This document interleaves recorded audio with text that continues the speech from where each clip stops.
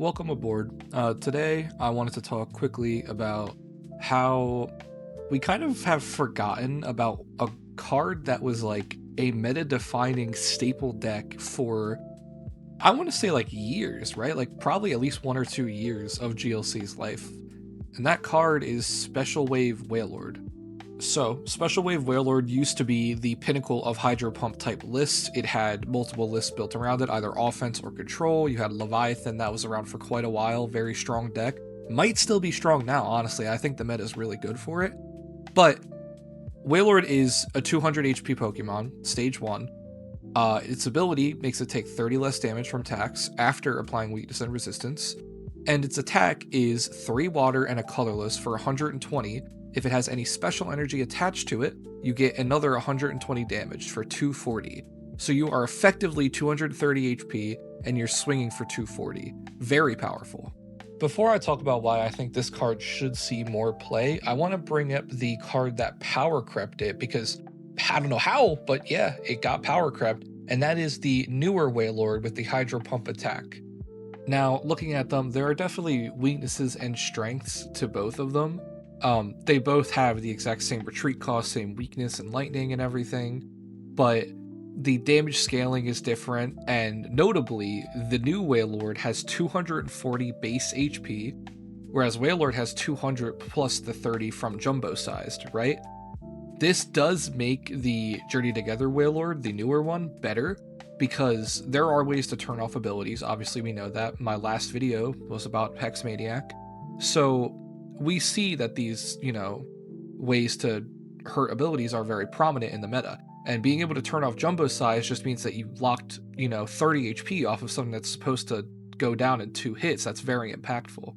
So the main difference between the two is that they have way different damage scaling, in the sense that the original Wailord, the Silver Tempest Wailord that we know and love, it does a guaranteed 240. It caps out at 240 unless you try to buff it with damage mods, but you don't have to. 240 is going to get a KO on essentially everything in the game. The issue is that you have to have a special energy attached to it, and we'll go over the special energies that work well with it later, but that is a issue in a sense, because there are cards that, like Enhanced Hammer, that will, just get rid of it. Whereas in Hydro Pump Wailord's case, it just has to be water energy. So you could use just all basic waters to get to that point, or you can also use Splash and Wash energy, which count as water energy while they're attached. They work. The issue between the two is that for the same amount of energy, Wailord's hitting 240 and the new Wail is hitting 210. But the new Wail can just attach another energy and now you're hitting 260, right?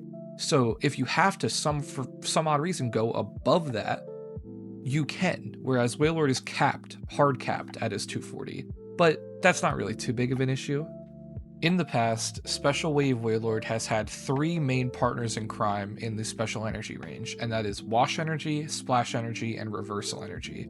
So starting with Wash Energy basically just gives you the broken Snorlax ability effect of you are immune to effects of attacks, so you are no longer able to be hit by damage counters, you are no longer able to be, put to sleep or poisoned or whatever, you can't get hit with conditions through attacks anymore.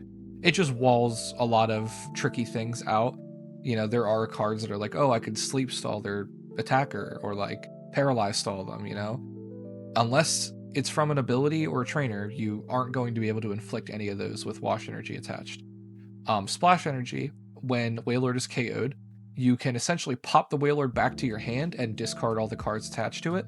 Very impactful for getting that second Wail down. It should be GG's if you get 2 Wails in a game. And then the final is Reversal Energy. This cheats out energy cost for 1. It can, while you're behind on prizes, it could give you 3 Rainbow Energy, which will count as special energy, of course. So your special wave, you can attach a water and then Reversal Energy, or you can go like Raihan, attach water from discard pile, or find a Reversal Energy out of your deck, attach Reversal Energy. That's all 4 energy right there in 1 turn. The good part about Reversal too is that once you go ahead on prizes, it's still a special energy, it just counts as 1 colorless, but Special Wave is 3 water and a colorless, so you have that colorless cost out. Now you just have to find the other 2 energy. since this Wailord has been out of the meta for a little bit of time now, the meta has really started to centralize around fighting and centralize around psychic. That has been like the main two that I've noticed that have just been always found and always doing well. I think Wailord has a really good chance into some of these good fighting decks. I mean, you look at RDT, for example, right? They have Tinglu, which spreads 30 damage, but Wailord just gets rid of that. Wailord Jumbo Size, you can't do that. They play Silent Lab, doesn't matter. Wailord's not a basic, so you still get that minus 30. The only way for them to deal with a Wailord is to swing like Okidogi into you and then clean you up with Blood Moon Ursaluna. Other than that, it's going to be really difficult for them to break through this, and you might be able to get a good bit of leeway and come back with this card. Same goes with Psychic. Psychic used to always run Copycat Mimikyu, and Copycat Mimikyu would essentially just copy Special Wave and then KO it with its own attack. So you would just attach like Mystery Energy or Recycle Energy to your Mimikyu, and now you don't have to worry about Wailord anymore. But as time has gone on, this Wailord isn't seeing play, so all these Psychic decks are cutting Mimikyu from their lists, which means that it's the perfect opportunity for Wailord to come back and start really wreaking havoc again. Really what I want people to gain from this video is not that, you know, this Wailord is better than the new Wailord, or you guys are stupid for not running this card because it's broken. No, what I'm just trying to say is that these cards are not complete power creep. These cards are, you know, brethren in a sense. They both fill the same role, but they do it slightly differently each time. And I understand that the Journey Together Wailord is the newer one, it's the more interesting one, but sometimes the tried and true options are still going to be tried and true, even if something is stepping on its toes. And I would like to see somebody at least try to pick up Special Wave again and just see how it feels, right? Because it very well could be the correct play for Water to try to break through into this new meta again. If you're still here watching, thank you for sticking it through with me and kicking it back and talking about Funny Whale. I hope that you learned something or at least enjoyed the content. If you did, please drop a like, comment, subscribe, all the funny button stuff. I'd appreciate it. I definitely appreciate it. As always, good luck with your builds.